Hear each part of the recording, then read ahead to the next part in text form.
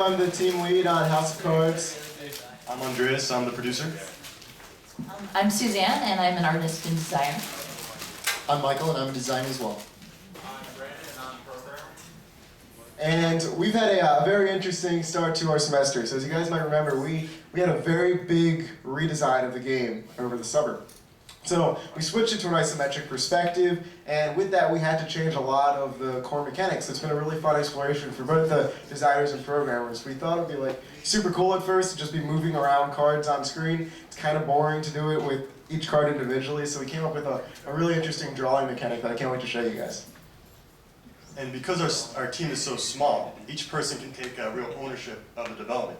So people can point like, yeah, I thought of that, or I built that. And that really develops this sense of pride in the system. And, excuse me, okay. It's a sense of pride that's become really essential to our process. All right, so let's take you to the world of House of Cards. Okay, so House of Cards, I'm sorry? Oh yeah, is there sound? It's a VGA chord. No sound. There should be a stereo example on the VGA cable. Okay. Well, as they get that set up, House of Cards is about creating opportunity in a land with so little of it. I think the volume is about there. So this game is about opportunity, and the mechanic we use to explore this is building, essentially. So the system in place is there is a ceiling, there is a set number of cards in the world, and so you can choose to build structures or buildings that will help accomplish your characters or your person that you're helping's goals, or you can choose to help the needs of the many. You obviously can't do both. Like in the real world, you have to help, sometimes you decide to help others and it helps you, or you just decide to help yourself and it kind of hurts others. So let's show you how this works. You play as this card holder, it's like this deity, and if Brandon touches empty space, the card holder will summon the character to it'll beckon him to come towards him. And the card holder can do two things really. It can move the character around, and it can also build. So if Brandon dips the card holder's hand into this pool here, which is kind of like the card source, he can start building structures. And what you do is you just draw the outline of the shape that you want, and as soon as you close it, it'll emerge from the ground. We can also add vertical to this, verticality I guess, and you can extend it horizontally as well. So we also have these little cards running around in the game world. And what these do is they add purpose to these buildings. So right now it's just like an empty building. But if you add a business card to it, or a house card to it, it'll have a little bit more life. It'll have a reason for being. And it'll also expand the viewpoint, because the card's eyes can see. Once a structure gets a purpose, the card's eyes see more into the game world. And this is going to be really essential to the game, because we want the main character to explore the world, find new purpose cards, new people to meet, and new things to do. Now, as Mike alluded to earlier, you have limited resources in this game, so Brandon might not, he sees that this card repository is a little small, he doesn't have a lot of cards to use in the game world, so he might take down one of the buildings that is already there. So he does that by taking away its door, and he can watch as the building collapses. Which makes the puddle big. So you might be wondering what these little silhouettes are in the game world. These are people that you haven't met yet. To meet somebody, you have to create an opportunity to meet them. So in this case, he's going to create a job to give to this person right over here who just has a house but no job. And the game features a robust job system where Okay. These green cards represent job cards. And so the card holder can drag the card to a character in the game and assign them that job. And soon you'll see that character move to her job. And our life starts. And the green cards represent the amount of jobs that business has. So let's see what happens if the player follows suit. This is a way we can get him to meet somebody. So he's going to accept this job by going from the door. And soon, they'll reemerge from the place.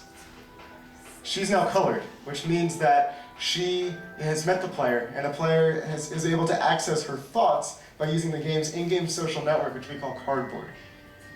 So Cardboard shows you what people are thinking, It can be what they want in the game world, and it can be things to help you out as well. So meeting people is a little bit of risk reward. If you meet people, they'll give you some things because they want to help the world as well. But if you meet too many people, well, then they're going to start demanding things as well, and it'll make your responsibility a little bit stronger. And if the card holder taps on one of the characters he's acquainted with, the profile comes up. And right now we have placeholders for the profile. But if you look closely, you see the number. It's a 6. And that represents the character's wealth. And so 6 means she has that much wealth. And the suit represents her education level. And so there's 4 levels. Diamonds, clubs, hearts, and spades, with spades being the highest. And so, as Sam mentioned, the timeline shows what the characters want and what their needs. So if the card holder achieves their needs, the characters become more vibrant, more colorful, and they become the main character's friend. Yeah, so, I don't really use it. But I'd like to take the time now to discuss a system that we've built. So basically there's this card limit, but the player doesn't really know about the card limit other than the puddle, and that's not really helpful. So, and there's multiple areas in the game world. So one way the player can see how they're doing in the limit of cards is there's a central bank that's always visible to the player despite the fog of war that surrounds what they can and cannot see. So the bank is always visible, and the color of the bank changes based on how they're doing with the number of cards that they've used. So right now he's in the green, which is pretty good, but as he builds, and then he's going to go over to the bank again, and now it's turned yellow, which means he's running low on cards, but he's still got a few left. As Sam mentioned before, if he gets down to the red, which means there are no cards left, that means you will have to break down some of the buildings that you've already built to build more. So that it kind of makes for good gameplay, because you have to balance what needs to be built when and where. Suzanne's going to talk a little bit about the art. Awesome. Okay, so I'm not sure how many of you guys saw like our first prototype way back at like the beginning of the summer, but we've come a very long way in like a totally different direction. And what's happened is the game has become way more main character centric. We're not working with a lot of different people's stories, although we're working with like different people's stories within NPCs. And so I think that called for a redesign and to something more personal and warmer that still keeps this kind of like eerie, isolated feeling that we wanted to have in the world. And so, oh no. Anyways, our slogan is sort of like eerie but cheery, and that's what we're slowly building.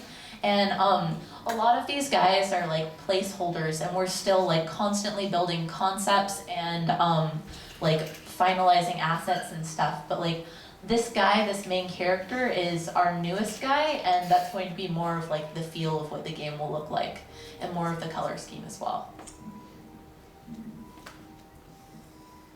All right, so for the remainder of the semester, we're focusing a lot on just getting these systems into the game. This game is so system heavy, and once we start to get more in there, the game starts to come to life more. Like this week, we added a few more, and it came to life a little bit. So every single time we add more, we get a little bit more of the emotional resonance that we're trying to hit. So by December, we hope to have all the systems in place and a core game loop that's really fun and engaging. And yeah. Yeah, we really pushing to refine the systems, have them working together, and really have a working game world. And for our goals. Yeah, a more cohesive look, a more cohesive color scheme, which just like has to do more with like the time we have to make the assets and things, and animations and things. Look forward to that. Everything will move and blink and wonderful things. Alright, any questions? Thank you guys so much. Thank you.